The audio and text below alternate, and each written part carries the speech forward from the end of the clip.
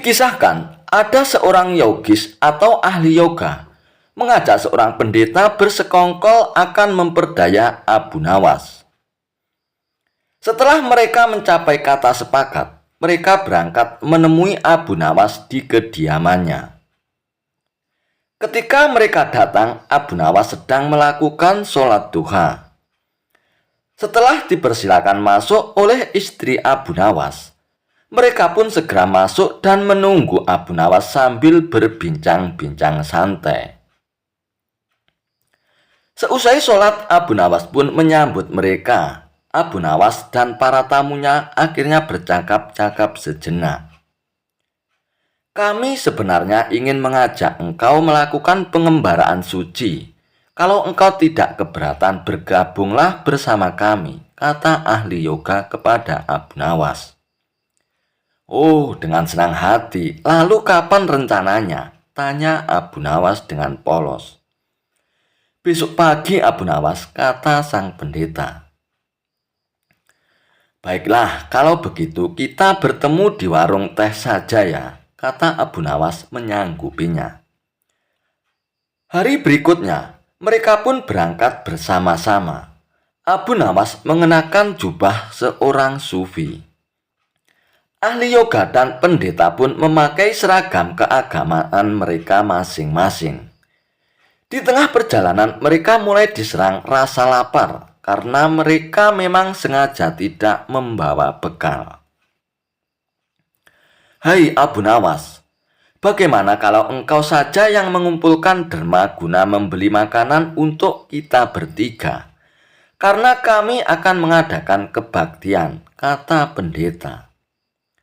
Tanpa banyak bicara, Abu Nawas pun berangkat mencari dan mengumpulkan derma dari dusun satu ke dusun yang lainnya. Setelah derma terkumpul, Abu Nawas pun membeli makanan yang cukup untuk 3 orang. Lalu Abu Nawas pun kembali kepada pendeta dan ahli yoga dengan membawa makanan. Karena sudah tidak sanggup menahan rasa lapar, Abu Nawas pun berkata kepada mereka, "Men, segera kita bagi makanan ini ya sekarang juga," kata Abu Nawas. "Jangan, sekarang kami sedang berpuasa," kata ahli yoga. "Tetapi aku menginginkan bagianku saja, sedangkan bagian kalian terserah pada kalian," kata Abu Nawas menawarkan jalan keluar. "Aku tidak setuju. Kita harus seiring seirama dalam berbuat apapun," kata pendeta. Betul, aku pun tidak setuju. Karena waktu makanku besok pagi aku baru akan berbuka, kata ahli yoga.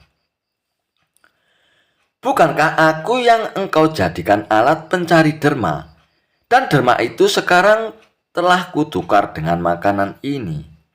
Sekarang kalian tidak mengizinkan aku mengambil bagianku sendiri. Itu tidak masuk akal," kata Abu Nawas mulai merasa jengkel. Namun begitu, pendeta dan ahli yoga tetap bersikeras dan tidak mengizinkan Abu Nawas mengambil bagian yang menjadi haknya. Abu Nawas pun penasaran. Ia mencoba sekali lagi meyakinkan kawan-kawannya agar mengizinkan ia memakan bagiannya. Tetapi mereka tetap saja menolak. Abu Nawas pun benar-benar merasa jengkel dan marah. Namun, Abu Nawas tidak memperlihatkan sedikit pun kejengkelan dan kemarahannya. "Hai Abu Nawas, bagaimana kalau kita mengadakan perjanjian?" kata pendeta kepada Abu Nawas. "Perjanjian apa itu?" tanya Abu Nawas. "Kita adakan lomba. Barang siapa di antara kita bermimpi paling indah, maka ia akan mendapat bagian yang terbanyak. Yang kedua lebih sedikit dan yang terburuk akan mendapatkan paling sedikit." Pendeta itu menjelaskan kepada Abu Nawas. Oke. Abu Nawas pun setuju. Ia tidak memberi komentar apa-apa. Malam pun semakin larut, embun mulai turun ke bumi. Pendeta dan ahli yoga mengantuk dan akhirnya pun tertidur. Lain halnya dengan Abu Nawas. Ia tidak bisa tidur, ia hanya berpura-pura tidur. Setelah merasa yakin kawan-kawannya sudah terlelap, Abu Nawas menghampiri makanan itu. Dan tanpa berpikir dua kali, Abu Nawas langsung memakan habis makanan itu hingga tidak tersisa sedikit pun. Dan setelah merasa kekenyangan, Abu Nawas pun mulai tertidur. Dan keesokan harinya, mereka pun bangun hampir bersamaan. Ahli yoga dengan wajah berseri-seri mulai bercerita. Hai kawan-kawan, aku tadi malam bermimpi memasuki sebuah taman yang mirip sekali dengan nirwana. Aku merasakan kenikmatan yang belum pernah kurasakan sebelumnya dalam hidup ini, kata ahli yoga. Pendeta mengatakan bahwa mimpi ahli yoga itu benar-benar menakjubkan. Betul-betul luar biasa mimpimu itu, kawan. Kemudian giliran pendeta menceritakan mimpinya. Aku semalam bermimpi seolah-olah menembus ruang dan waktu. Dan ternyata memang benar, aku secara tidak sengaja berhasil menyusup ke masa silam di mana pendiri agamaku hidup. Aku bertemu dengan beliau, dan yang lebih membahagiakan adalah aku diberkatinya, kata pendeta dengan wajah berseri-seri. Ahli yoga pun juga memuji kehebatan mimpi pendeta itu. Wah, mimpimu juga menakjubkan juga ternyata. Dan Abu Nawas pun hanya terdiam. Ia bahkan tidak merasa tertarik sedikit pun.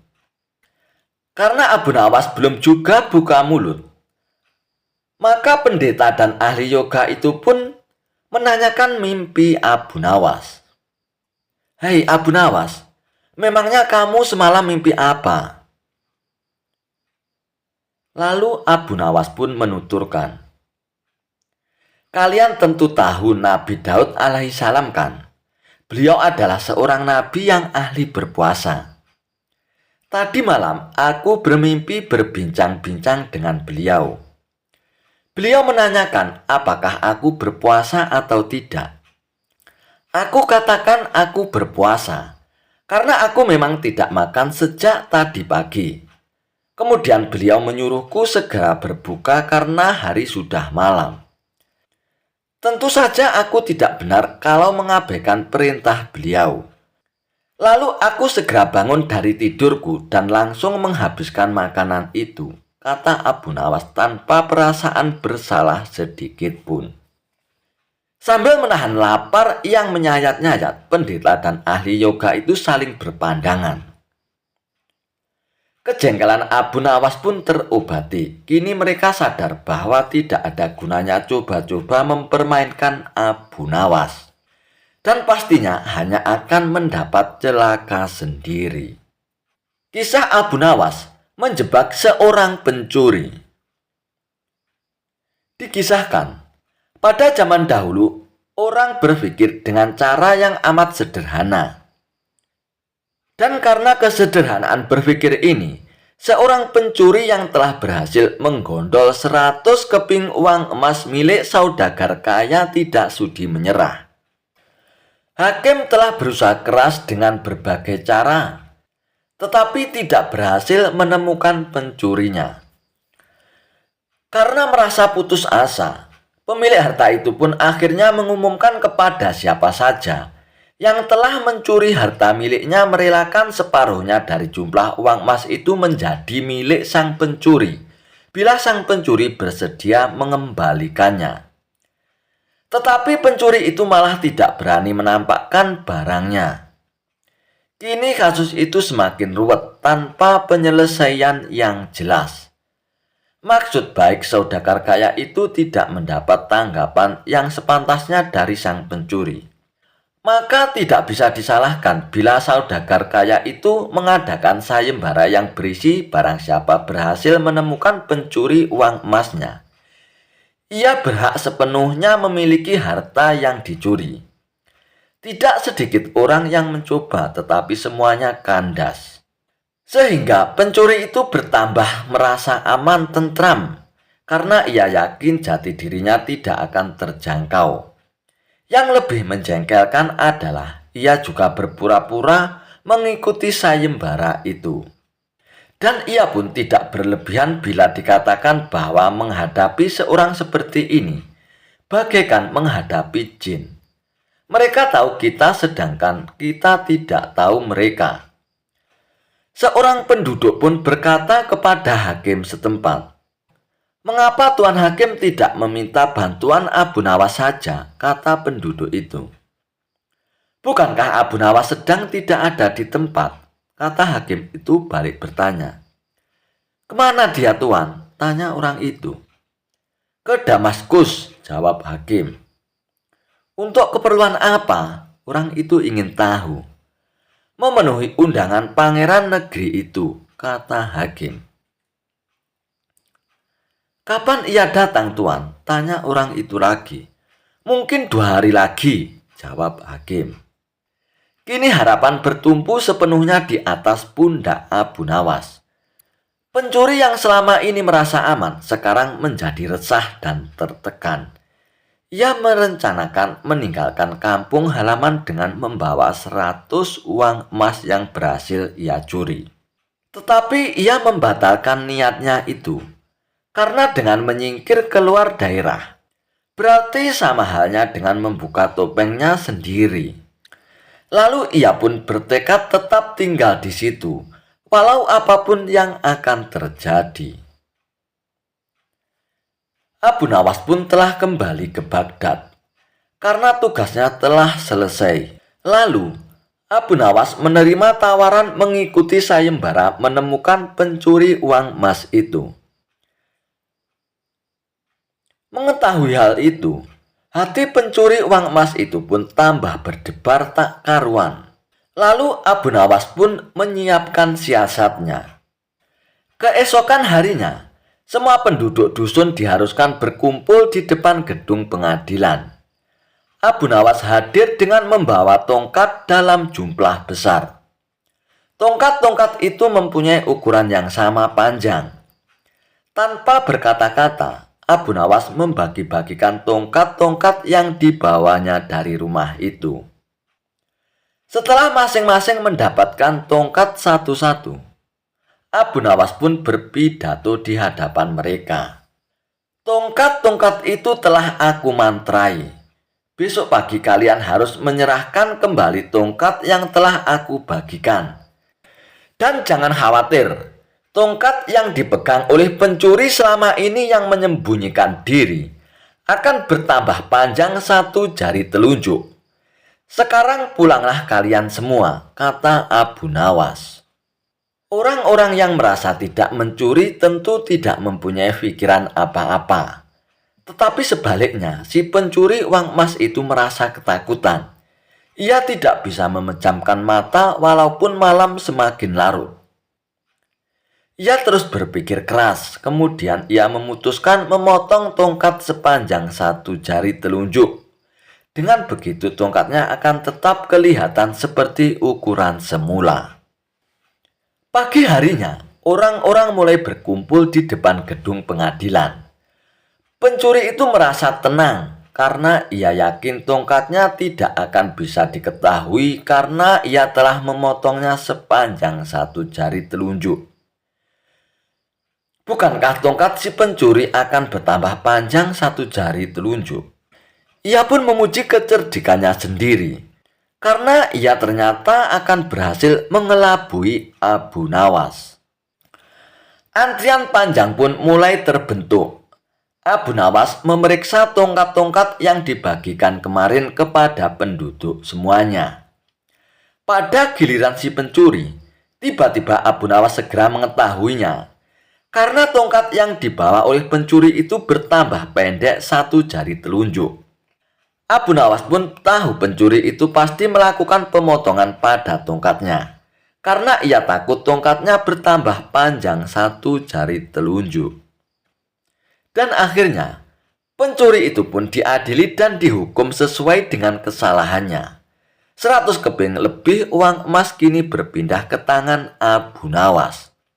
Tetapi Abu Nawas tetap bijaksana. Sebagian dari hadiah itu diserahkan kembali kepada keluarga si pencuri. Sebagian lagi untuk orang-orang miskin dan sisanya untuk keluarga Abu Nawas sendiri. Kisah Abu Nawas, jualan sandal ajaib. Kampung tempat tinggal Abu Nawas lama-kelamaan membuatnya merasa tidak nyaman. Karena banyaknya orang yang menumpuk-numpuk harta dengan menghalalkan segala cara. Hal ini membuat Abu Nawas kesal karena sebagai seorang ulama, dirinya berpikir bahwa hal itu bertentangan dengan ajaran agama. Untuk menghentikan perbuatan buruk tersebut, Abu Nawas pun memutar otaknya, mencari ide yang tepat guna menyadarkan banyak orang. Setelah berpikir panjang, akhirnya Abu Nawas pun menemukan sebuah ide cemerlang, yaitu sandal ajaib. Dengan mengambil peralatan sederhana ini, akhirnya berangkatlah Abu Nawas ke pasar gelar tikar untuk menjual sandal-sandalnya. Sandal ajaib, sandal ajaib, sandal ajaib, kata Abu Nawas berkali-kali. Kemudian muncullah salah seorang pemuda yang melihat-lihat barang dagangan Abu Nawas.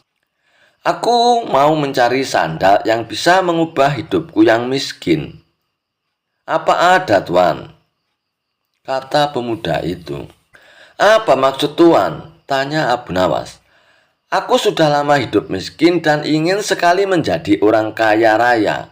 Aku ingin membeli barang yang bisa memberi keberuntungan, kata pemuda tersebut.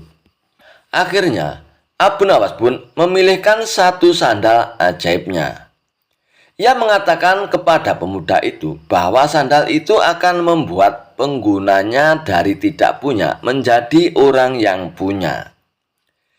Dikarenakan tertarik, pemuda itu pun akhirnya membeli sandal ajaib dengan seharga yang lumayan mahal. Dan pemuda tersebut langsung memakai sandal ajaib itu berkeliling kampung dengan harapan semoga keberuntungan segera berpihak kepadanya. Akan tetapi apa yang terjadi? Harapannya tidak kunjung terwujud. Jangankan keberuntungan, si pemuda itu pun malah dikira pencuri di kampung tersebut. Untung saja para warga tidak sampai menghakiminya. Dan dikarenakan merasa tertipu, pemuda itu pun kembali menemui Abu Nawas. Assalamualaikum, sapa pemuda itu. Waalaikumsalam. Oh, ternyata Tuan ya. Bagaimana kabar Tuan? Tanya Abu Nawas. Kabarku jelek Tuan. Aku sering ditimpa kemalangan gara-gara sandal ini. Padahal dulu kau mengatakan kalau sandal ini bisa mendatangkan keberuntungan. Bisa menjadi kaya dan terkenal. Tapi mana buktinya? Protes pemuda tersebut. Seingatku, aku tidak pernah mengatakan seperti itu, Tuan. Sanggah Abu Nawas. Aku kan hanya mengatakan, bila Tuan pada mulanya orang yang tidak punya, maka dengan membeli sandal ini Tuan akan menjadi orang yang punya. Gitu, Tuan. Buktinya mana sekarang, Tuan? Dan buktinya, sekarang Tuan kan sudah memiliki sandal ajaib ini kan? Jawab Abu Nawas. Begitu mendengar penuturan Abu Nawas, pemuda ini pun hanya bisa terdiam. Ia menyadari bahwa dirinya sedang salah mengartikan ucapan Abu Nawas. Lalu mengapa kau mengatakan bahwa sandal ini ajaib, Tuan? Tanya si pemuda itu lagi. Karena merek sandal ini adalah ajaib, Tuan. Makanya saya bilangkan sandal ajaib, gitu kan saya bilang, Tuan. Akhirnya pemuda itu pun pergi begitu saja tanpa sepatah kata pun. Hai, tunggu Tuan, aku ingin mengatakan sesuatu kepada Tuan. Mungkin saja akan ada manfaatnya, Tuan, kata Abu Nawas. Jangan percaya kepada barang ajaib Tuan, karena percaya pada sesuatu selain Tuhan itu bisa membuat syirik Tuan, dan akan mendapatkan kesusahan di dunia dan akhirat kelak Tuan. Dan buktinya sebagaimana yang Tuan alami itu. Oleh karena itu, segera bertobat kepada Tuhan Tuan, kata Abu Nawas. Mendengar nasihat Abu Nawas, pemuda itu pun menyadari kesalahannya. Ternyata banyak sekali hal-hal yang bisa membawa pada perbuatan yang dimurkai Tuhan. Dan mulai saat itulah, akhirnya si pemuda itu pun bertobat.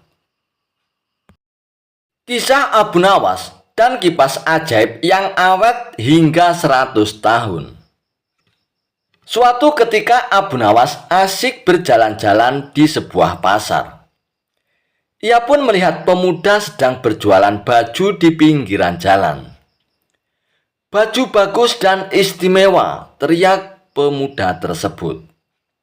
Dan di sebelah dagangan si pemuda tertulis kalimat dijamin tidak luntur. Karena tertarik, Abu Nawas pun mendekatinya. "Silakan Tuan, Tuan mau beli baju ya? Silakan pilih Tuan," tanya si pemuda itu. "Aku mau melihat-lihat dulu. Nanti kalau ada yang cocok baru aku mau beli," jawab Abu Nawas. "Oh, silakan Tuan. Silakan pilih, bebas Tuan," ucap si pemuda itu. Setelah Abu Nawas menemukan baju yang cocok, ia pun berkata, "Ini bajunya bagus, warnanya juga bagus. Tapi apa benar dijamin tidak luntur Tuan?" tanya Abu Nawas. "Oh, jangan khawatir Tuan. Pokoknya sesuai dengan tulisan," kata si pemuda. "Baiklah, berapa harganya?" tanya Abu Nawas.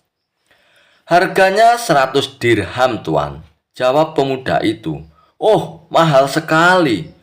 Umumnya harga baju kan hanya 10 dirham," kata Abu Nawas menawarnya. "Oh, jauh sekali Tuan ini menawarnya. Tidak boleh Tuan. Itu sudah harga pas Tuan," ucap si pemuda itu. Sejenak Abu Nawas pun berpikir, bajunya sih bagus, warnanya juga bagus, apalagi tertulis dijamin tidak luntur. Mungkin karena itulah harganya agak mahal, ujar Abu Nawas dalam hatinya. "Baiklah Tuan, aku beli baju ini Tuan, seharga 100 dirham, ucap Abu Nawas. "Terima kasih Tuan, semoga Tuan puas belanja di tempat saya ini," ucap pemuda tersebut. Singkat cerita, Abu Nawas pun pulang membawa baju barunya. Namun dalam perjalanan pulang, baju barunya telah jatuh dan akhirnya kotor. Sesampainya di rumah, Abu Nawas pun langsung mencuci baju baru tersebut dengan direndam dalam air. Namun, warna baju yang tadinya bagus mendadak memudar dan luntur. "Waduh, aku ketipu ini. Katanya dijamin tidak luntur," gerutu Abu Nawas. Merasa kesal karena ditipu, Abu Nawas pun akhirnya langsung pergi ke pasar menemui pemuda penjual baju tersebut. "Hai pemuda, ternyata kamu ini penipu," hardik Abu Nawas. "Memangnya saya menipu apa Tuan?" kata pemuda itu. "Saya tidak bilang dijamin tidak luntur Tuan. Anda sendiri yang mengatakan begitu. Tapi saya mengatakan itu karena saya membaca tulisan yang ada di samping baju jualan Tuan itu," protes Abu Nawas. "Oh, kalau begitu berarti Anda yang salah baca Tuan. Anda membaca dari kiri ke kanan. Kalau kita kan orang Arab Tuan, bacanya dari kanan ke kiri. Luntur tidak dijamin," kata si pemuda menjelaskan. Abu Nawas pun tak menyangkal perkataan si pemuda itu. Ia pun kembali ke rumah dengan perasaan dongkol dan jengkel. "Awas, akan kubalas kau nanti," gerutu Abu Nawas. Di rumah Abu Nawas pun mencari cara agar bisa membalas perbuatan pemuda penjual baju tersebut. Esok paginya, Abu Nawas pun pergi ke pasar dan berjualan kipas di samping tempat berjualan si pemuda penjual baju tersebut. Kipas, kipas, silakan dipilih. Kipas bagus dan awet sampai 100 tahun, teriak Abu Nawas. Berhubung saat itu cuaca lagi panas, pemuda itu pun akhirnya mendekati Abu Nawas. "Berapa harga kipas ini, Tuan?" tanya pemuda itu. "Oh, murah sekali, Tuan. Hanya 100 dirham," jawab Abu Nawas. "Apa, 100 dirham? Anda bilang murah. Di mana-mana harga kipas cuma 10 dirham, Tuan," ucap si pemuda tersebut. "Ini kan bukan kipas biasa, Tuan. Kipas ini tidak akan rusak sampai 100 tahun, kata Abu Nawas. Sejenak pemuda itu pun terdiam.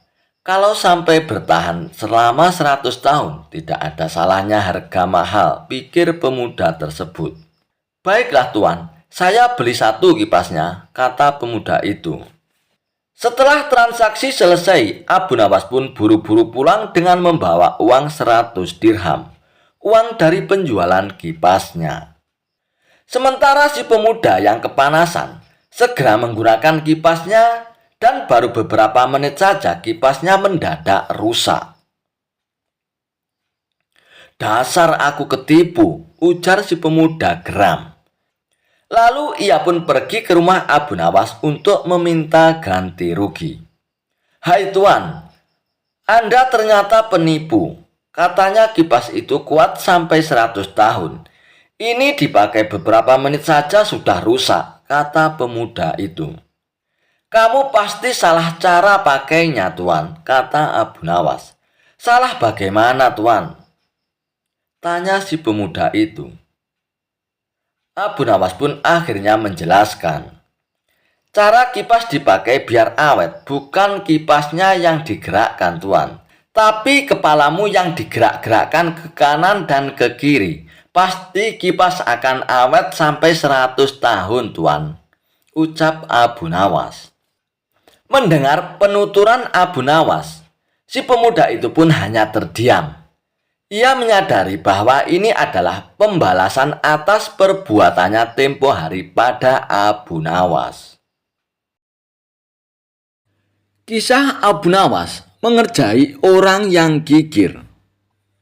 Dikisahkan, Abu Nawas kedatangan orang gigir. Ia tinggal bersama istri dan anak-anaknya di sebuah rumah yang cukup besar.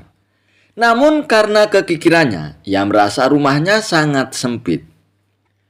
Dalam curhatannya kepada Abu Nawas, orang gigir tersebut menceritakan hal yang mengganggu pikirannya. Ia menginginkan rumah yang cukup luas, akan tetapi tanpa mengeluarkan biaya sedikit pun. Bagaimana caranya Abu Nawas dan mohon beri jalan keluarnya? Pinta orang kikir itu kepada Abu Nawas. Setelah menyimak dengan seksama apa yang dibicarakan oleh lelaki itu, Abu Nawas pun kemudian berpikir sejenak. Muncullah sebuah ide untuk memberi pelajaran kepada orang kikir tersebut. "Apabila engkau menginginkan kediamanmu menjadi lebih luas, sekarang belilah sepasang ayam dan buatkan kandangnya di dalam rumahmu. Setelah 3 hari datanglah lagi ke sini dan laporkan kepadaku bagaimana keadaan rumahmu nantinya," ucap Abu Nawas kepada orang kikir tersebut.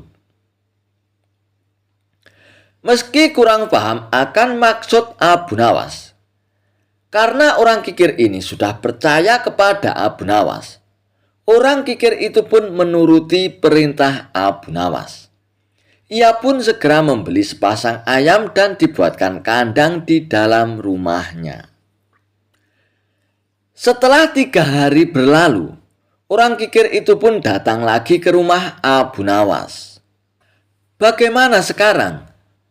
Apakah rumahmu menjadi tambah luas?" tanya Abu Nawas. Orang kikir itu pun menjawab, "Bukannya tambah luas, tetapi rumahku menjadi kacau karena ayam-ayam itu, Abu Nawas. Tak hanya membuat rumahku jadi bau, tapi juga berantakan," ucap orang kikir tersebut. "Kalau begitu, sekarang tambahkan sepasang bebek dan buatkan kandang lagi. Dan kembalilah kemari dalam 3 hari," kata Abu Nawas.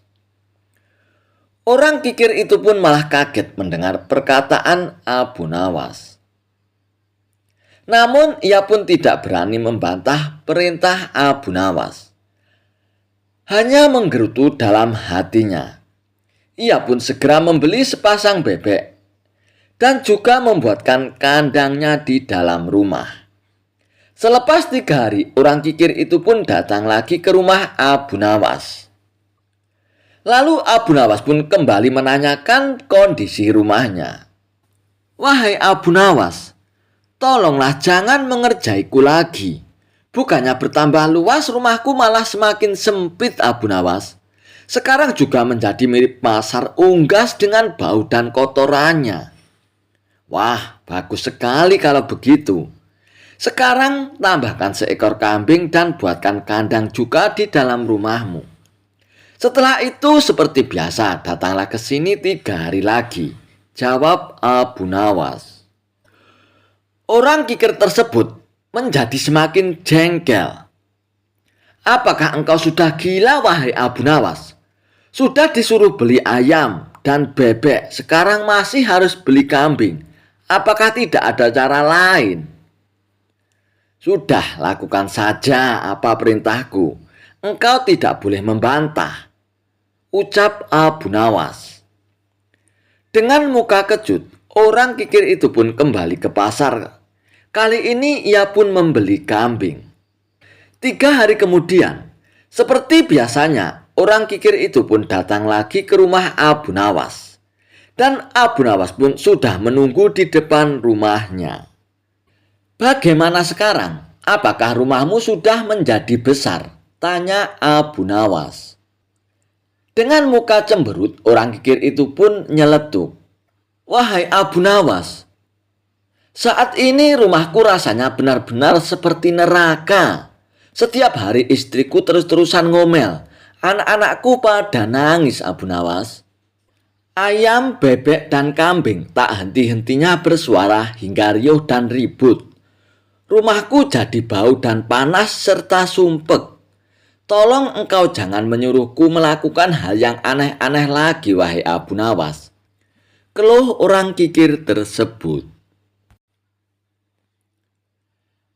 Lalu Abu Nawas pun menyuruh orang kikir itu menjual kambingnya ke pasar. Orang kikir itu semakin tidak mengerti. Kemarin disuruh membeli kambing, tetapi kenapa sekarang malah disuruh menjualnya? Tak mau ambil pusing, orang kikir itu pun lantas menjual kambingnya dan esoknya kembali ke rumah Abu Nawas. Ia pun berkata kalau rumahnya sekarang sudah jauh lebih baik. Suasananya menjadi sedikit lebih tenang setelah kambingnya dijual. Lalu Abu Nawas pun kembali menyuruh menjual sepasang bebeknya ke pasar. "Hari ini aku agak lega, rumahku tidak terlalu sumpek dan bau. Anak-anakku juga sudah tidak sering menangis lagi." Dan selanjutnya Abu Nawas pun menyuruh orang kikir itu untuk menjual sepasang ayamnya. Setelah menjual sepasang ayamnya, orang kikir itu pun kemudian esok harinya datang lagi ke rumah Abu Nawas. "Kulihat wajahmu berseri-seri, apakah sudah ada perubahan di rumahmu?" tanya Abu Nawas. Orang kikir itu pun tersenyum. "Rumahku sekarang rasanya sudah lega. Ayam, bebek, dan kambing berikut kandangnya sudah tidak ada lagi. Di rumahku tidak berisik lagi dan tidak berbau lagi. Istriku pun sudah tidak ngomel-ngomel. Dan anak-anakku juga tidak rewel lagi, Abu Nawas," ucap orang kikir tersebut. Abu Nawas pun kemudian berkata, "Engkau sekarang bisa melihat, rumahmu terasa lebih luas kan? Padahal tidak menambahkan apapun. Ketahuilah, sebenarnya rumahmu itu sudah cukup luas. Hanya saja hatimu sempit sehingga tidak bisa melihat hal itu. Mulai sekarang, engkau harus banyak-banyak bersyukur. Di luar sana masih banyak orang yang tidak memiliki rumah sepertimu." Mendengar penjelasan Abu Nawas, orang kikir itu pun hanya menganggukkan kepalanya dan merasa bersalah. Kisah Abu Nawas dan hakim yang angkuh. Kisah lucu Abu Nawas kali ini tentang hakim yang angkuh yang hendak mempermalukan Abu Nawas. Dikisahkan, suatu hari seorang hakim angkuh mendatangi rumah Abu Nawas. Hakim itu penasaran dengan kecerdikan Abu Nawas yang masyhur. Hakim itu ingin menguji Abu Nawas serta mempermalukannya. Sang hakim yang angkuh itu pun bahkan yakin akan bisa membuat Abu Nawas malu. "Assalamualaikum ya Abu Nawas." Sang hakim mengucapkan salam saat tiba di depan rumah Abu Nawas. Abu Nawas begitu tahu tamunya seorang hakim ke rumahnya, terlihat kaget. Dalam pikirannya tidak biasanya hakim yang memiliki kedudukan mulia menyambangi di rumahnya. "Waalaikumsalam. Oh Tuan Hakim ya, silakan masuk Tuan. Aduh, ada apa gerangan Tuan berkenan datang ke rumah saya?" tanya Abu Nawas menyelidik. Setelah masuk ke rumah dan dipersilakan duduk oleh Abu Nawas, hakim itu pun menjelaskan maksud kedatangannya. "Saya ingin silaturahmi saja dengan Tuan Abu Nawas, sekaligus ingin bertukar pikiran dengan Tuan," ujar sang hakim. "Alhamdulillah, sebuah kehormatan bagiku kedatangan seorang hakim. Tapi apa yang dapat saya tukar dari pikiran saya? Sementara Tuan lebih luas ilmu dan pengalamannya," balas Abu Nawas merendah.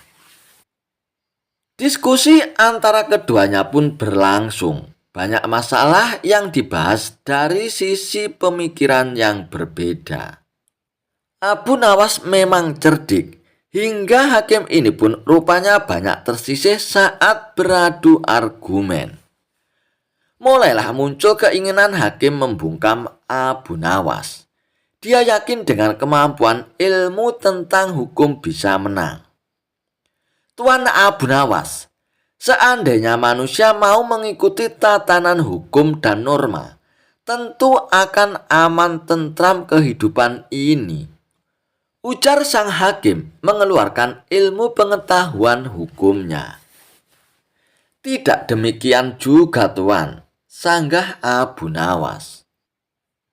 "Hukum dan norma akan membuat semuanya tertib Abu Nawas," ujar sang hakim.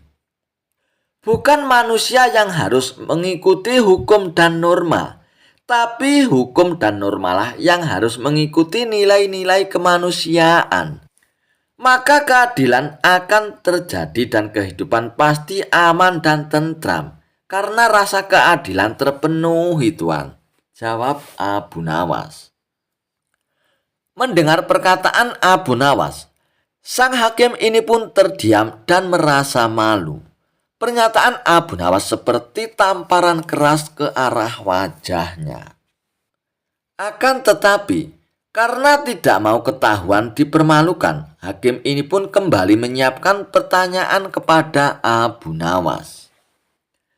"Tuan Abu Nawas, seandainya Tuan diberi pilihan antara kekayaan dan kebijaksanaan, mana yang Tuan pilih?" tanya sang hakim. Dirinya pun yakin, kali ini Abu Nawas akan bisa dipermalukannya. Abu Nawas yang cerdik itu pun menatap wajah sang hakim. Dalam hatinya dia bergumam kalau hakim ini harus diberi pelajaran. Ya jelas saya milih kekayaan Tuan, jawab Abu Nawas. Hahaha, masa Tuan Abu Nawas pilih kekayaan? Kok seorang cendekiawan seperti Tuan lebih mengutamakan kekayaan daripada kebijaksanaan?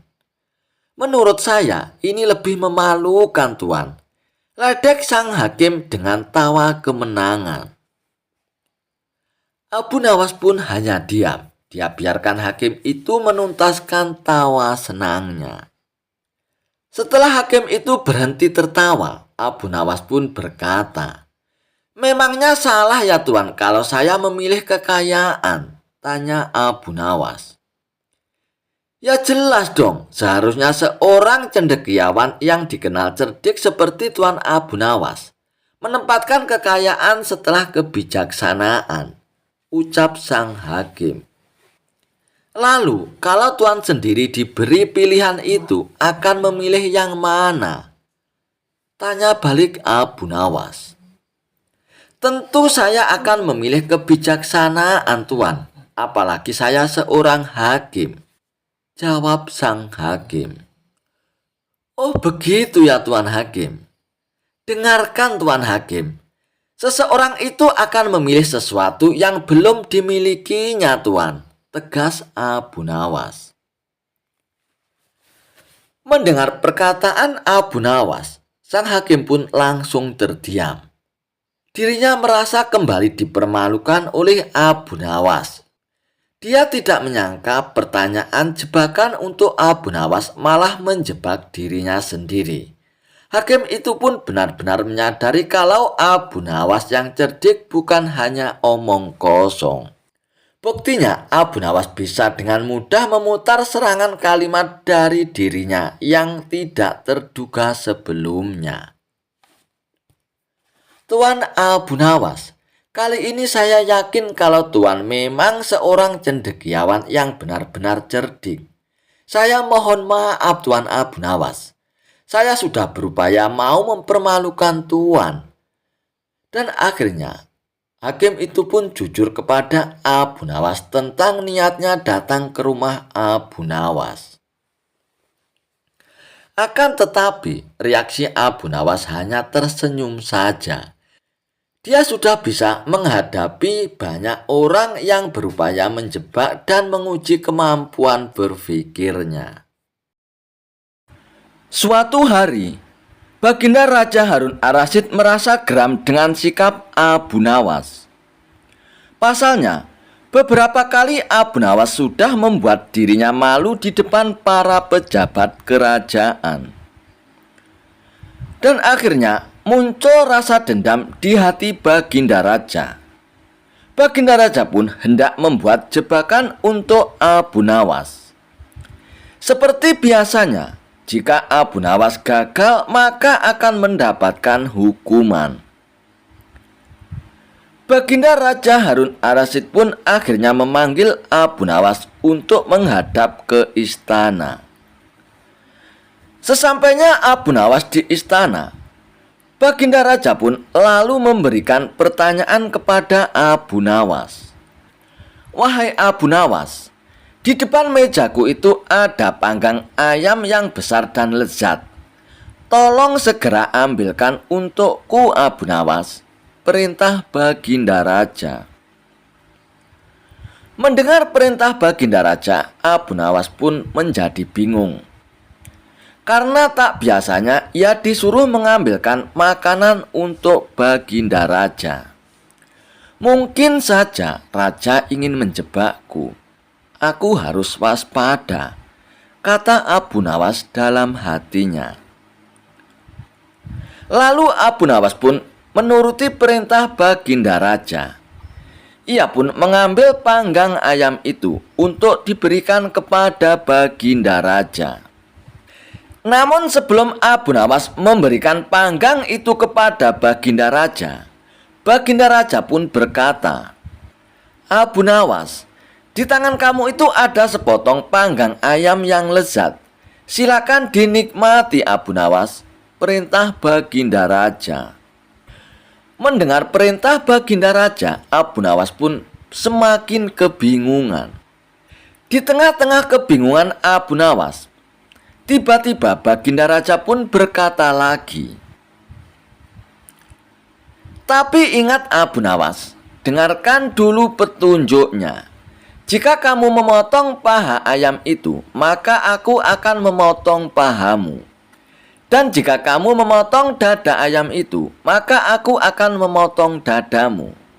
Tidak hanya itu saja, jika kamu memotong dan memakan kepala ayam itu, maka aku akan memotong kepalamu.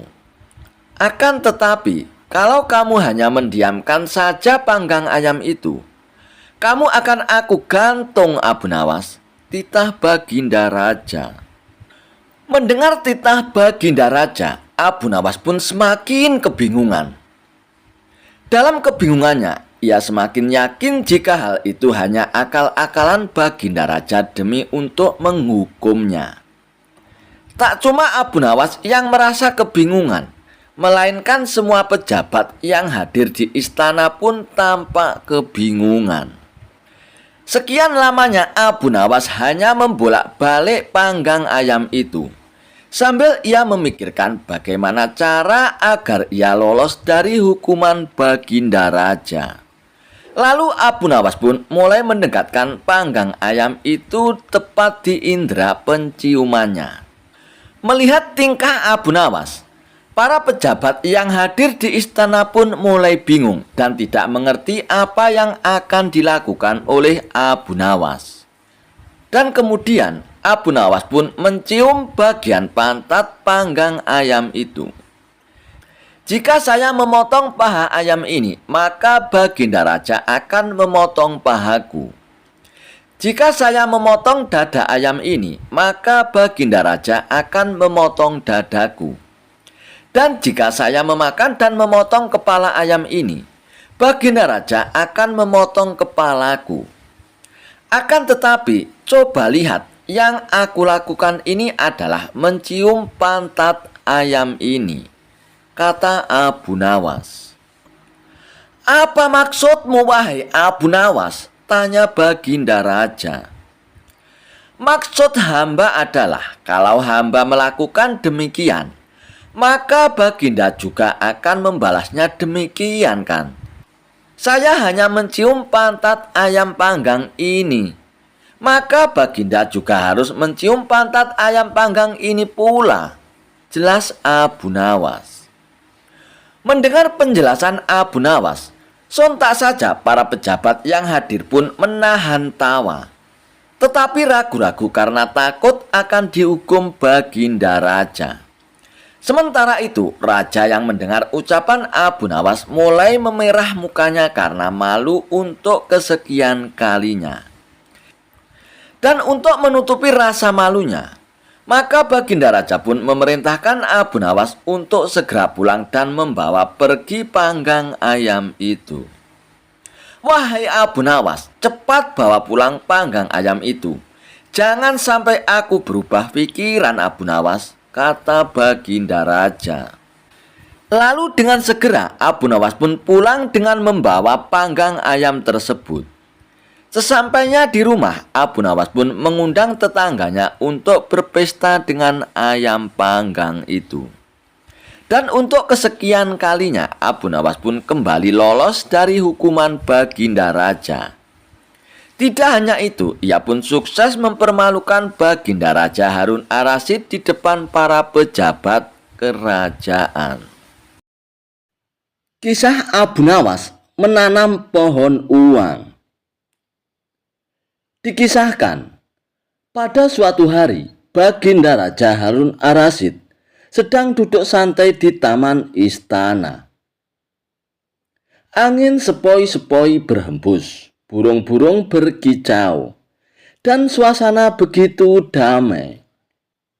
Namun seperti biasa, kalau Baginda Raja sudah merasa bosan, pasti yang dijadikan sasaran adalah Abu Nawas.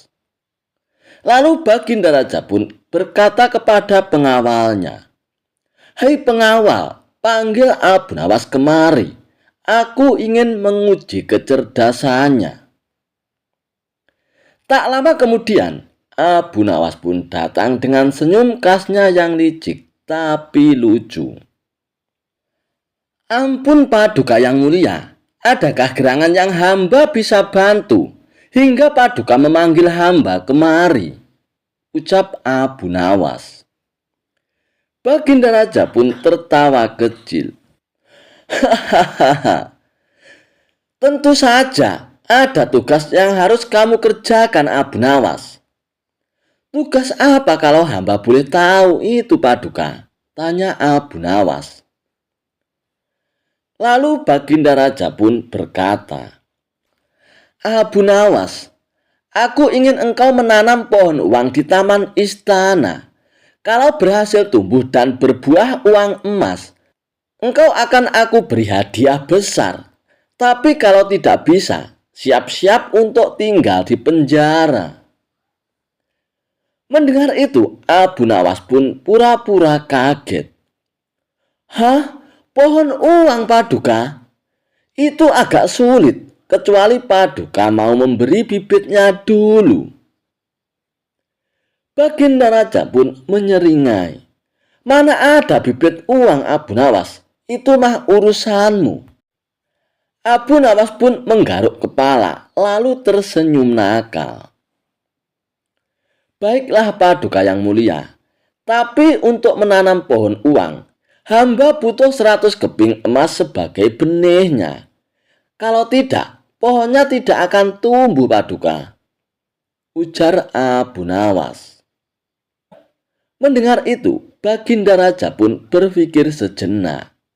Wah, ini pasti akalnya Abu Nawas lagi, tapi menarik juga. Dan akhirnya Baginda Raja pun memberikan 100 keping emas kepada Abu Nawas. Keesokan harinya, seluruh rakyat pun dipanggil untuk menyaksikan penanaman pohon uang oleh Abu Nawas di taman istana. Semua orang pun penasaran. Benarkah uang bisa tumbuh? Jangan-jangan Abu Nawas cuma mau menipu Baginda Raja. Abu Nawas pun datang dengan membawa sekop dan kendi air. Wajahnya penuh keseriusan. Ia pun mulai menggali lubang kecil. Lalu setelah itu, ia pun mengeluarkan sekantong keping uang emas pemberian Baginda Raja dan menatapnya dengan serius, sambil mulutnya komat-kamit seakan membaca mantra. Dan setelah itu, kantong uang emas tersebut dimasukkan ke dalam lubang dan menutupnya kembali dengan tanah. Dan ia pun menyiram dengan sedikit air. Lalu Abu Nawas pun berkata dengan lantang, Wahai rakyat semua, ketahuilah, aku telah menanam pohon uang. Tapi ingat, pohon ini sangat pemalu. Ia hanya akan tumbuh jika tidak ada orang jahat yang mengintip atau ingin mencurinya. Kalau ada yang curang, pohon ini akan layu dan tidak mau tumbuh. Semua orang pun terdiam, saling pandang. Raja pun mengangguk. Paduka yang mulia, pohon ini butuh waktu sebulan untuk tumbuh. Tapi jangan ada satupun orang yang datang ke taman ini. Kalau ada orang yang datang dengan niat tidak baik atau ingin mencurinya, pohon ini akan mati dan tidak bisa tumbuh, Paduka. Ujar Abu Nawas kepada Baginda Raja. Dan Baginda Raja pun menyetujui dan taman itu pun ditutup rapat selama 1 bulan. Sebulan kemudian, hari yang telah ditunggu-tunggu oleh Baginda Raja pun telah tiba. Baginda Raja pun memanggil Abu Nawas. Hei Abu Nawas, sudah tumbuhkah pohon uang itu? Ampun Paduka yang mulia. Mari kita lihat bersama ke taman istana. Lalu mereka pun pergi ke taman istana. Semua orang pun penasaran. Namun saat tanah digali kembali, uang emas itu telah hilang. Baginda Raja pun marah besar. "Hei Abu Nawas, kenapa uangnya bisa hilang?" "Ampun Paduka yang mulia, sabar dulu. Pohon ini tidak mau tumbuh karena ada orang yang datang ke taman ini dengan diam-diam dan mencurinya Paduka. Kalau Paduka tidak percaya, mari kita panggil para penjaga taman istana," ujar Abu Nawas. Lalu para penjaga taman istana itu pun dipanggil dan diperiksa satu persatu. Dan ternyata salah satu dari penjaga itu pun pucat dan gemetaran. Dan akhirnya ia pun mengakui bahwa telah mencuri uang tersebut. Dan melihat itu, Baginda Raja pun langsung marah besar. Dan penjaga yang telah mencuri itu pun akhirnya dimasukkan ke dalam penjara. "Hei Abu Nawas, kenapa kau bisa tahu?" Abu Nawas pun tertawa kecil. "Ampun Paduka yang mulia, hamba hanya ingin membuktikan bahwa kejujuranlah yang menumbuhkan rezeki, bukan sekedar pohon uang. Kalau semua orang jujur, uang pun akan tumbuh dari kepercayaan Paduka," ujar Abu Nawas. Mendengar itu, Baginda Raja pun tersenyum lebar. "Abu Nawas, kau memang licik tapi bijak. Kau bebas dari hukumanmu, dan aku akan memberimu hadiah emas 2 kali lipat." Abu Nawas pun membungkuk hormat sambil tersenyum. "Terima kasih Paduka yang mulia. Sekarang izinkan hamba pamit pulang." Lalu Abu Nawas pun pulang dengan hati yang senang. Kisah Abu Nawas bakar tenda demi mengalahkan raja. Suatu ketika, Baginda Raja Harun ar-Rasyid menantang Abu Nawas dalam suatu perlombaan. Ajang lomba itu adalah tenda siapa yang paling ramai dan paling banyak dikunjungi oleh pengunjung, maka dialah yang menang. Mengapa menantang Abu Nawas untuk perlombaan tersebut? Bisa jadi, Baginda Raja Harun ar-Rasyid sangat senang dengan kecerdikan Abu Nawas dalam menyelesaikan tantangan. Singkat cerita, tantangan itu pun disetujui oleh Abu Nawas. Tepat di alun-alun kerajaan dan waktu pun sudah ditentukan. Aturannya adalah tenda siapa yang paling ramai dikunjungi orang, mulai pukul 12 siang hingga pukul 24 malam. Bukan hal yang sangat sulit bagi Baginda Raja untuk membuat tendanya ramai dikunjungi orang-orang. Sejak dimulainya perlombaan, tenda Baginda Raja sudah ramai dikunjungi para warga. Bagaimana tidak? Selain tenda Baginda Raja besar, di dalam tenda juga disediakan hiburan serta aneka makanan dan minuman. Siapapun yang datang ke tenda tersebut sudah pasti terhibur dan konsumsinya tercukupi. Berbeda dengan tenda milik Abu Nawas. Selain tendanya kecil tidak sebesar milik Baginda Raja, di tempat itu juga tidak ada hiburan apalagi makanan. Namun Abu Nawas terlihat tenang sembari duduk-duduk di dalam tenda tersebut. Menurutnya, waktu perlombaan masih panjang. Sejumlah warga yang datang ke tenda Baginda Raja sudah mengira bahwa Abu Nawas akan kalah dalam perlombaan tersebut. Terlebih lagi, semakin malam jumlah warga yang mendatangi tenda Baginda Raja semakin banyak dan semakin banyak. Abu Nawas pun masih terlihat duduk-duduk santai dan tenang. Nyaris tidak ada upaya apapun agar tendanya ramai dikunjungi warga. Hingga sekitar pukul 23 atau jam 11 malam, Abu Nawas pun baru beraksi. Tenda milik Abu Nawas tiba-tiba terbakar. Apinya membakar tenda tersebut menjulang ke angkasa. Kontan saja, Warga yang hadir di tenda Baginda Raja pun berteriak, "Tenda Abu Nawas terbakar! Tenda Abu Nawas terbakar!" teriak para warga. Warga yang penasaran semburat keluar dari tenda Baginda Raja. Ada yang penasaran dan datang melihat hingga ada yang membawa air untuk memadamkan api. Tak ketinggalan, Baginda Raja pun ikut mendatangi tenda Abu Nawas. Nah, pas pukul 12 malam, semua orang yang ada di tenda Baginda Raja pun berpindah ke lokasi tenda Abu Nawas yang kebakaran. Tak ketinggalan, Baginda Raja pun datang ke lokasi. "Wahai Paduka Raja, lihat, semua orang termasuk Anda pun datang ke tenda saya. Tepat pukul 12 malam, ujar Abu Nawas sembari tersenyum penuh kemenangan. Rupanya kebakaran itu disengaja oleh Abu Nawas untuk menarik perhatian orang-orang yang ada di tenda Baginda Raja. Termasuk Baginda Raja pun terkecoh untuk datang ke tenda Abu Nawas. Lalu Baginda Raja pun beranjak pergi. Ia pun merasa kalah. Ia merasa kesal. Ia merasa bahwa ia telah dikerjai oleh Abu Nawas. Dijebak raja, Abu Nawas harus bertelur. Baginda Raja masih penasaran ingin mengalahkan argumen Abu Nawas.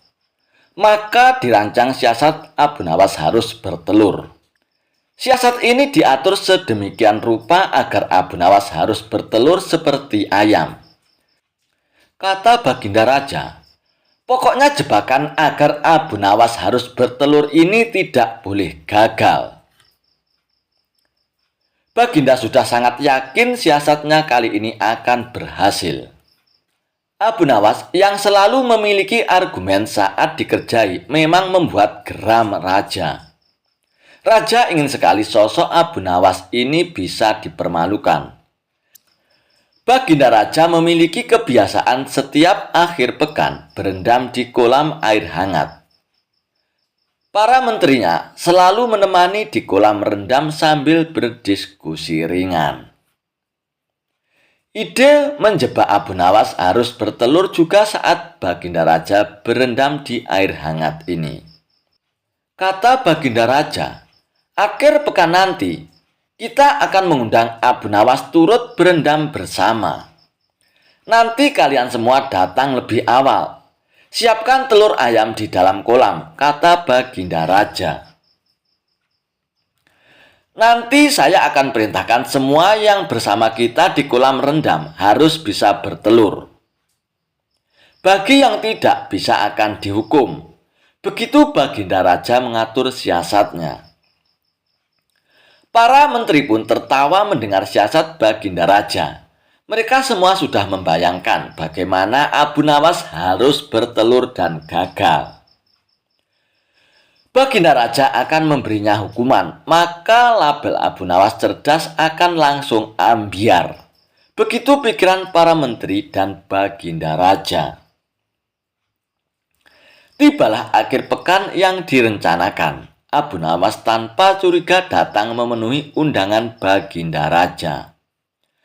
Seperti yang sudah direncanakan, para menteri dan Baginda Raja sudah datang lebih dulu mempersiapkan telur dan menaruhnya di dalam kolam rendam air hangat.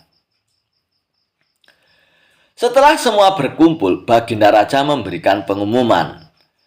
Sekarang ini aku perintahkan semua yang ikut berendam di kolam air hangat harus bisa bertelur, kata Baginda Raja. Abu Nawas pun tersentak mendengar pengumuman Baginda Raja. Dia pun mulai mencium gelagat yang tidak beres. Baginda Raja pun melanjutkan, jika ada di antara kita yang tidak bisa bertelur, akan diberi hukuman. Para menteri yang hadir tidak ada yang membantah. Mereka serempak menjawab, baiklah Paduka, kami akan laksanakan. Abu Nawas pun makin yakin ada muslihat buruk. Dirinya sudah masuk jebakan Baginda Raja. Menurut akal sehat batin Abu Nawas, mana ada manusia yang bisa bertelur. Tetapi karena Baginda Raja yang bertitah, tentu tidak bisa dibantah. Abu Nawas berpikir sangat keras untuk lolos dari jebakan ini. Sementara para menteri satu persatu masuk ke dalam kolam rendam air hangat, mereka menyelam agak lama dan muncul ke permukaan dengan membawa telur. Paduka, kami sudah laksanakan titah paduka. Kini kami sudah bertelur, lapor para menteri itu satu persatu. Baginda melirik ke arah Abu Nawas yang kebingungan. Wajah Abu Nawas tampak pucat pasi. Melihat itu, Baginda pun senang sekali. Kemudian Baginda Raja pun turun ke kolam rendam air hangat itu. Menyelam sesaat kemudian muncul dengan membawa telur. Hai Abu Nawas, semua sudah bisa bertelur. Sekarang giliranmu Abu Nawas. Harus bertelur. Ayo, atau kamu akan aku beri hukuman nanti, teriak Baginda Raja. Abu Nawas pun perlahan masuk ke dalam kolam air hangat itu. Dia belum menyelam, hanya memainkan air saja, membasahi dadanya. Abu Nawas sedang berpikir memecahkan jebakan Baginda Raja ini, terutama agar selamat dari hukuman. Dan akhirnya Abu Nawas pun menyelam sambil terus berpikir. Agak lama ia menyelam sampai mulai sesak dan memutuskan muncul ke permukaan. Begitu Abu Nawas muncul ke permukaan kolam, semua tertawa senang sekali. Kali ini Abu Nawas kena pedaya. Selain itu, julukan orang cerdik yang selalu ada jawaban kalau ditantang Baginda Raja akan ambyar ataupun hancur. Muslihat Baginda Raja akan membuat Abu Nawas dihukum karena gagal bertelur. Baginda juga terlihat paling senang. Idenya berhasil membuat Abu Nawas tidak berdaya. Abu Nawas, mana telurmu? Teriak Baginda Raja tidak sabar. Abu Nawas tiba-tiba berlaku aneh. Tangannya dikepak-kepakkan seperti ayam. Lalu dia berkokok meniru ayam jantan. Kukuruyuk, kukuruyuk, kukuruyuk. Baginda Raja pun tersentak heran melihat kelakuan aneh Abu Nawas. Maaf Paduka, saya tidak bisa bertelur, jawab Abu Nawas sambil kembali berkokok. Kukuruyuk. Kenapa? Berarti kamu akan dihukum tegas Baginda Raja. Saya merasakan diri saya ini ayam jantan Paduka. Jadi tidak mungkin bertelur. Hanya ayam betina saja yang bisa bertelur Baginda, ujar Abu Nawas sambil mengepak-ngepakkan kedua tangannya dan berkokok lagi. Kukuruyuk, kukuruyuk, kukuruyuk. Baginda Raja pun dan para menteri seperti ditampar keras oleh jawaban Abu Nawas. Baginda Raja pun bergegas mengambil pakaian dan beranjak tanpa berkata-kata lagi. Jebakan untuk Abu Nawas yang harus bertelur tak disangkanya gagal total. Malah dirinya dipermalukan, disamakan dengan ayam betina. Para menterinya juga mengikuti pergi meninggalkan Abu Nawas yang masih berkokok berkukuruyuk meledek mereka. Kisah Abu Nawas terbang tanpa sayap. Hari itu, suasana kota Baghdad cerah banget.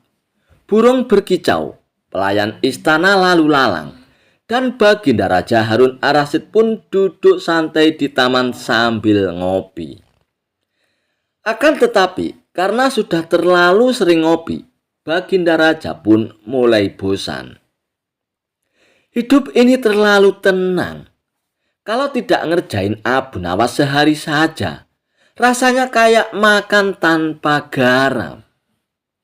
Semua pengawal pun langsung pada menunduk, pura-pura sibuk.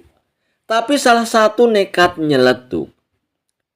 Baginda, bagaimana kalau Abu Nawas disuruh melakukan hal mustahil? Misalnya terbang tanpa sayap. Mendengar itu, Baginda Raja pun langsung tertarik. Itu ide yang bagus. Aku ingin lihat wajah Abu Nawas panik. Lalu Abu Nawas pun dipanggil ke istana. Tak lama kemudian, datanglah si cerdik Abu Nawas dengan gayanya yang santai. Pakai sarung, sandal jepit, dan wajah adem kayak nggak pernah punya masalah. Hai Abu Nawas, hari ini aku beri perintah istimewa. Abu Nawas pun langsung menjawab, wah, perintah istimewa. Jangan-jangan disuruh nikah sama putri ya Baginda. Raja pun langsung menyahutnya. Hei, tidak usah bermimpi kau Abu Nawas. Aku ingin kau terbang di hadapanku besok pagi. Abu Nawas pun garuk-garuk kepala. Terbang Baginda, tapi saya ini bukan burung dan sayap saya belum tumbuh Paduka. Raja pun tersenyum licik. Justru itu Abu Nawas, aku ingin kau terbang tanpa sayap, tanpa alat, tanpa bantuan siapapun. Kalau kau gagal, siap-siap tinggal di penjara bawah tanah. Ujar Baginda Raja. Abu Nawas pun menghela napas panjang. Baiklah Paduka yang mulia, saya terima tantangan ini. Tapi izinkan saya 1 malam mempersiapkan diri. Lalu Abu Nawas pun pamit pulang. Malam itu Abu Nawas pun duduk di depan rumah sambil mikir keras. Terbang tanpa sayap. Raja ini makin lama makin kreatif. Nyuruh orang mati konyol nih. Lalu Abu Nawas pun menatap langit. Ia melihat bulan. Bulan aja bisa terbang di atas sana tiap malam. Tapi nggak punya sayap kan? Kalau begitu, aku juga bisa. Asal pakai caraku. Lalu Abu Nawas pun memanggil 2 sahabat setianya, yaitu Hasan dan Husain. Hei kawan, besok pagi aku butuh bantuan kalian di istana. Aku butuh kalian angkat selimut besar ini. Hasan dan Husain pun merasa heran. Selimut Abu Nawas, buat apa? Kau mau tidur di depan raja ya? Abu Nawas pun tersenyum tipis. Keesokan harinya, lapangan istana pun sudah dipenuhi oleh rakyat. Semua datang untuk menonton Abu Nawas terbang tanpa sayap. Bahkan, pedagang pasar pun rela berhenti berjualan dan datang ke istana untuk menyaksikan Abu Nawas. Baginda Raja pun duduk dengan gagah di singgasananya. Abu Nawas, waktumu telah tiba. Kalau kau gagal, jangan salahkan aku. Ujar Baginda Raja. Abu Nawas pun berjalan pelan ke tengah lapangan sambil menatap langit. Wahai langit yang luas, sambutlah aku sebentar lagi. Raja pun mulai penasaran. Jangan-jangan dia benar-benar bisa terbang. Abu Nawas pun lalu terbaring di tanah, merentangkan tangannya. Semua penonton pun bengong. Raja pun berdiri dari kursinya. Apa-apaan ini Abu Nawas? Aku menyuruhmu terbang, bukan tiduran di taman istana. Abu Nawas pun menutup matanya dengan pelan. Sabar Baginda, saya sedang memanggil energi angin agar tubuh saya bisa ringan. Dan beberapa saat kemudian, datanglah Hasan dan Husain membawa selimut besar dan menyelimuti Abu Nawas. Baginda Raja pun makin bingung. Hei Abu Nawas, apa-apaan ini? Apa yang kau lakukan? Namun Hasan pun menjawab dengan keras. Tenang Baginda, Abu Nawas sedang terbang ke alam mimpi. Melihat itu, semua orang pun langsung tertawa terpingkal-pingkal. Baginda Raja pun menahan tawa dan merasa geram. Abu Nawas, aku suruh kau terbang ke langit, kenapa malah ke dunia mimpi? Lalu Abu Nawas pun bangun dan berkata, tapi Paduka yang mulia lihat sendiri kan, saya terbang tanpa sayap, tanpa alat dan tanpa bantuan siapapun. Sesuai perintah Paduka yang mulia. Saya memang tak melayang di udara, tapi saya terbang jauh ke alam mimpi Paduka. Dan akhirnya Baginda Raja pun tertawa terpingkal-pingkal. Hahaha, dasar kau Abu Nawas. Kau memang gila tapi pintar. Aku kalah lagi Abu Nawas. Dan setelah tertawa puas, Baginda Raja pun pura-pura serius lagi. Abu Nawas, kalau begitu aku mau kau terbang di dunia nyata, bukan di dunia mimpi Abu Nawas. Abu Nawas pun menatap tajam dan berkata, baiklah Paduka yang mulia, tapi saya perlu izin satu hal. Apa itu Abu Nawas? Tanya Baginda Raja. Izinkan hamba berdiri di atas pundak Paduka yang mulia dulu. Karena kalau saya jatuh, saya nggak mau jatuh sendirian Paduka. Raja pun langsung melotot, tapi nggak bisa menahan tawa. Hahaha. Sudah Abu Nawas, pergi sana sebelum aku benar-benar marah karena tingkah konyolmu ini, ujar Baginda Raja. Kisah Abu Nawas diperdaya pencuri menjual keledainya seharga kambing hingga dimarahi oleh istrinya. Tanpa pikir panjang, Abu Nawas memutuskan untuk menjual keledai kesayangannya. Keledai itu merupakan kendaraan Abu Nawas satu-satunya. Sebenarnya ia tidak tega untuk menjualnya. Akan tetapi keluarga Abu Nawas amat membutuhkan uang. Dan istrinya pun setuju. Keesokan harinya Abu Nawas membawa keledainya ke pasar. Abu Nawas tidak tahu kalau ada sekelompok pencuri telah mengintai Abu Nawas. Mereka pun sepakat untuk memperdaya Abu Nawas.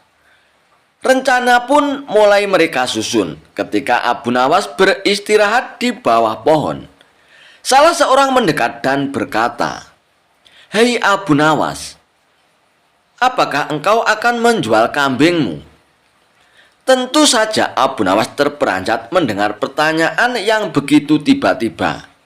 Ini bukan kambing, jawab Abu Nawas. Kalau bukan kambing, lalu apa? Tanya pencuri itu.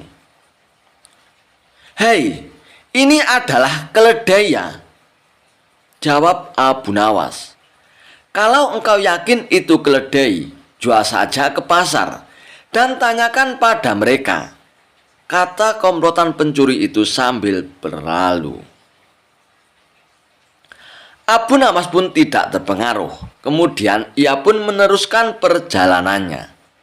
Ketika Abu Nawas sedang menunggang keledai, pencuri kedua menghampiri dan berkata, hei Abu Nawas, mengapa kau menunggangi kambing? Abu Nawas pun menjawab, hei, ini bukan kambing, tapi keledai ya. Kalau itu keledai, aku tidak bertanya seperti itu. Dasar orang aneh. Kambing kok dikatakan keledai.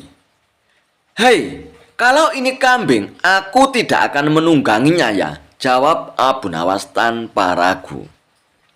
Kalau engkau tidak percaya, pergilah ke pasar dan tanyakan pada orang-orang di sana, kata pencuri kedua sambil berlalu. Abu Nawas pun belum terpengaruh dan ia tetap berjalan menuju pasar. Pencuri ketiga datang menghampiri Abu Nawas. Hai Abu Nawas, akan kau bawa kemana kambingmu itu? Tanya pencuri ketiga. Kali ini Abu Nawas pun tidak segera menjawab. Ia mulai ragu. Sudah 3 orang mengatakan kalau hewan yang dibawanya adalah kambing. Pencuri ketiga ini tidak menyia-nyiakan kesempatan. Ia pun makin mempengaruhi otak Abu Nawas. Sudahlah Abu Nawas, biarpun kau bersikeras hewan ini adalah keledai. Nyatanya itu adalah kambing Abu Nawas, kambing, ucap si pencuri ketiga.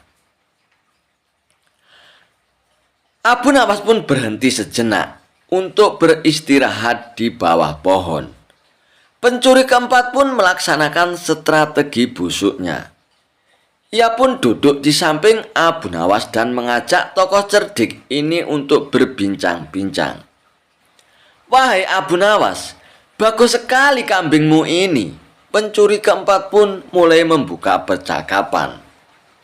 Hei, kau juga yakin bahwa ini kambing? Tanya Abu Nawas. Loh, ya jelas sekali kalau hewan ini adalah kambing. Kalau boleh aku ingin membelinya, ucap pencuri keempat itu. Memangnya berapa kau berani membayarnya? Tanya Abu Nawas. Akan ku bayar 3 dirham, ucap si pencuri itu. Karena tergoda oleh pencuri itu, akhirnya Abu Nawas pun menyetujuinya. Setelah menerima uang 3 dirham dari pencuri keempat, kemudian Abu Nawas pun langsung pulang. Setibanya di rumah, Abu Nawas pun memberikan uang 3 dirham itu kepada istrinya. Hei suamiku, jadi keledai itu hanya engkau jual 3 dirham saja, lantaran mereka mengatakan bahwa keledai kita itu adalah kambing. Abu Nawas pun tidak bisa menjawab istrinya. Ia pun hanya mendengar ocehan istrinya dengan setia sambil menahan rasa dongkolnya. Kini ia baru menyadari kalau sudah diperdayai oleh komplotan pencuri yang menggoyahkan akal sehatnya. Abu Nawas pun merencanakan sesuatu. Ia pun pergi ke hutan mencari sebatang kayu untuk dijadikan sebuah tongkat yang nantinya bisa menghasilkan uang. Rencana Abu Nawas pun ternyata berjalan lancar. Hampir semua orang membicarakan keajaiban tongkat Abu Nawas. Berita ini juga terdengar oleh para pencuri yang telah menipu Abu Nawas. Mereka langsung tertarik, bahkan mereka melihat sendiri ketika Abu Nawas membeli barang atau makanan tanpa membayar, tetapi hanya dengan mengacungkan tongkatnya saja. Mereka pun berpikir, kalau tongkat Abu Nawas itu bisa dibelinya, mereka akan kaya karena hanya dengan mengacungkan tongkat itu, mereka akan mendapatkan apa yang mereka inginkan. Akhirnya mereka pun mendekati Abu Nawas dan berkata, Hei Abu Nawas, apakah tongkatmu itu kau jual? Tanya pencuri itu kepada Abu Nawas. Tidak, jawab Abu Nawas dengan cueknya. Tetapi kami bersedia membelinya dengan harga yang amat tinggi Abu Nawas, kata mereka. Memangnya berapa kamu berani membelinya? Kata Abu Nawas berpura-pura merasa tertarik. 100 dinar uang emas, kata mereka tanpa ragu-ragu. Tetapi tongkat ini adalah tongkat wasiat satu-satunya yang aku miliki, kata Abu Nawas sambil tetap berpura-pura tidak ingin menjual tongkatnya. Dengan uang 100 dinar engkau sudah bisa hidup enak Abu Nawas. Rayu mereka makin penasaran. Abu Nawas pun diam beberapa saat, sepertinya merasa keberatan sekali. Lalu Abu Nawas pun berkata, Oke, baiklah kalau begitu, kata Abu Nawas. Kemudian Abu Nawas pun menyerahkan tongkatnya, dan ia pun menerima 100 dinar uang emas. Lalu Abu Nawas pun segera melesat pulang. Para pencuri itu segera mencari warung terdekat untuk membuktikan keajaiban tongkat yang baru mereka beli dari Abu Nawas. Seusai makan, mereka pun mengacungkan tongkat itu kepada pemilik kedai itu. Tentu saja pemilik kedai pun marah. "Apa maksudmu mengacungkan tongkat itu padaku?" ucap pemilik kedai itu dengan nada marah kepada para pencuri itu. "Bukankah Abu Nawas juga mengacungkan tongkat ini dan engkau membebaskannya?" tanya para pencuri itu.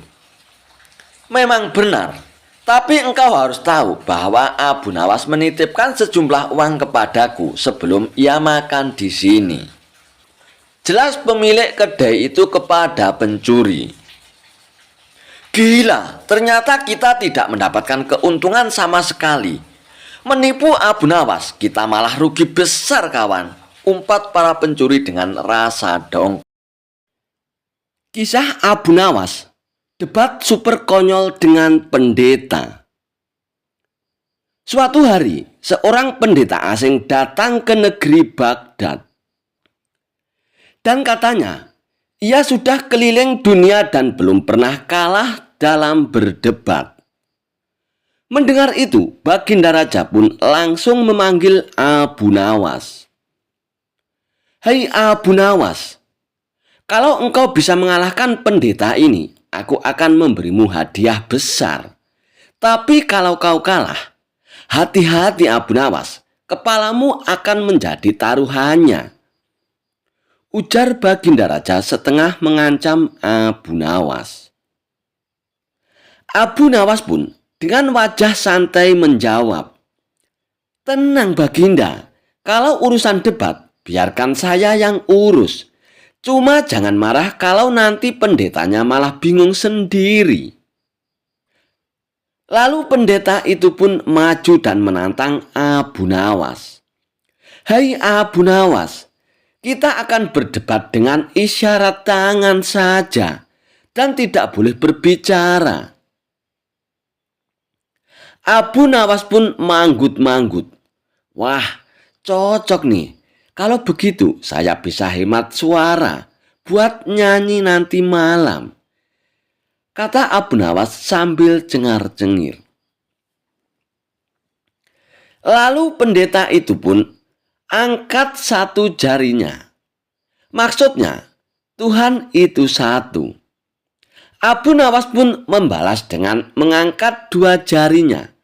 Maksudnya, ada siang, ada malam. Lalu pendeta itu pun mengangguk, merasa Abu Nawas paham. Lalu pendeta itu pun mengangkat tiga jarinya. Maksudnya, ada langit, bumi, dan manusia. Abu Nawas pun langsung mengepalkan tangannya. Artinya, semua bersatu dalam kekuasaan Tuhan. Dan pendeta itu pun makin terkesima. Lalu pendeta itu pun mengeluarkan apel dari sakunya. Maksudnya, sumber makanan dari bumi. Abu Nawas pun buru-buru keluarkan roti dari sakunya dan langsung dimakannya. Artinya, manusia bisa mengolah makanan untuk hidup. Melihat itu, pendeta itu pun melongo, merasa bahwa Abu Nawas benar-benar mengetahui makna dari segalanya. Lalu pendeta itu pun mencoba lagi dengan mengeluarkan segelas air. Maksudnya, kehidupan tak bisa lepas dari air. Abu Nawas pun dengan cepat mengambil cangkir kosong, lalu dibalikkan ke atas meja. Maksudnya, tanpa Tuhan hidup bisa kering dan kosong. Melihat itu, pendeta itu pun langsung tepuk jidat. Merasa Abu Nawas benar-benar ahli spiritual kelas tinggi. Dan pendeta itu akhirnya pun menyerah. Ia berkata kepada Baginda Raja, "Ampun Paduka yang mulia, hamba tidak sanggup lagi. Abu Nawas ini terlalu dalam ilmunya. Semua isyarat saya ia jawab dengan bijak." Baginda Raja pun bangga dan merasa puas. Namun Baginda Raja pun merasa penasaran, apa sebenarnya di balik semua itu. Lalu Baginda Raja pun bertanya kepada Abu Nawas, "Hai Abu Nawas, sebenarnya bagaimana engkau bisa menjawab semua isyarat pendeta itu dengan tepat?" Abu Nawas pun tersenyum kecil sambil berkata, "Loh, Paduka yang mulia, itu semua hanya salah paham." Pendeta itu angkat satu jari, saya kira mau mencolok mata saya. Jadi saya balas dua jari. Saya akan mencoloknya dua-duanya. Dia angkat tiga jari. Saya kira mau jambak rambut saya. Jadi saya kepalkan tangan saya dan siap untuk memukulnya. Lalu ia keluarkan apel. Saya kira mau pamer makanan. Jadi saya keluarkan roti biar tidak kalah dengan pendeta itu, Paduka. Dan dia keluarkan segelas air. Saya kira mau minum sendiri. Jadi saya balik cangkir kosong. Tanda saya nggak punya air. Mendengar penjelasan Abu Nawas, Baginda Raja pun langsung tertawa terpingkal-pingkal dan diikuti oleh seluruh yang ada di istana. Dan pendeta yang mendengar penjelasan Abu Nawas itu hanya bisa garuk-garuk kepala lalu pergi dengan wajah malu setengah geram. Kadangkala kemenangan bukan soal ilmu tinggi, tapi soal kepintaran melihat celah. Dan jangan pernah terlalu sombong dengan kepandaian, karena bisa saja kalah dengan logika kocak. Kisah Abu Nawas. Cara agar hutang cepat dibayar. Utang piutang memang hal yang biasa. Namun menjadi tidak biasa kalau ada orang yang susah membayar hutangnya. Apalagi kalau ada teman yang tidak mau bayar utang. Pasti bikin kesal saja. Tapi tenang saja, Abu Nawas punya cara agar utang itu cepat dibayar. Mau tahu caranya? Begini ceritanya. Saat Abu Nawas menagih utang dengan temannya yang tidak mau bayar. Rumah Abu Nawas konon pernah didatangi Abu Jahil yang terkenal pelit. Ia lalu menjelaskan tujuan kedatangannya, ia ingin meminjam uang 100 dinar. Tentu saja Abu Nawas terkejut mendengarnya. "Dari mana saya mendapatkan uang sebanyak itu, Abu Jahil?" kata Abu Nawas. "Ayolah Abu Nawas, aku yakin kamu pasti ada. Pinjami aku selama sebulan saja Abu Nawas," pinta Abu Jahil. Awalnya Abu Nawas tidak mau mengabulkan permintaan Abu Jahil. Namun karena terus mendesaknya, akhirnya Abu Nawas pun tidak bisa menolak. "Tapi kamu hanya berjanji sebulan saja Abu Jahil," kata Abu Nawas mengingatkan. "Ya, saya berjanji Abu Nawas. Bulan depan kebun saya akan panen. Saya pasti akan mengembalikan uang pinjaman ini kepadamu Abu Nawas," jawab Abu Jahil. Singkat cerita, setelah 1 bulan, ternyata Abu Jahil tidak pernah mengembalikan uang tersebut. Padahal saat itu kebun Abu Jahil memiliki hasil panen yang melimpah ruah. Payah Abu Jahil ini. Dia tidak menepati janjinya, batin Abu Nawas. Karena membutuhkan uang, Abu Nawas pun terpaksa pergi ke rumah Abu Jahil untuk menagih hutangnya. "Hei Abu Jahil, bagaimana dengan janjimu yang dulu itu? Katanya kamu akan mengembalikan uang itu dalam waktu sebulan," kata Abu Nawas. Abu Jahil pun menjawab bahwa dia tidak bisa membayar hutangnya. Ia beralasan bahwa uang hasil kebunnya digunakan untuk mengobati saudaranya yang sedang sakit. "Jangan khawatir Abu Nawas, saya pasti akan membayar hutangku bulan depan," kata Abu Jahil. Abu Nawas pun sangat kecewa. Akhirnya, dia pun pulang tanpa membawa uang sepeser pun. Beberapa hari kemudian, Abu Nawas mendengar kabar bahwa Abu Jahil sering mengundang teman-temannya ke rumah untuk berpesta. Mendengar hal tersebut, Abu Nawas pun menjadi emosi. Kurang ajar Abu Jahil. Katanya dia kekurangan uang, tapi dia malah sering mengadakan pesta, gerutu Abu Nawas.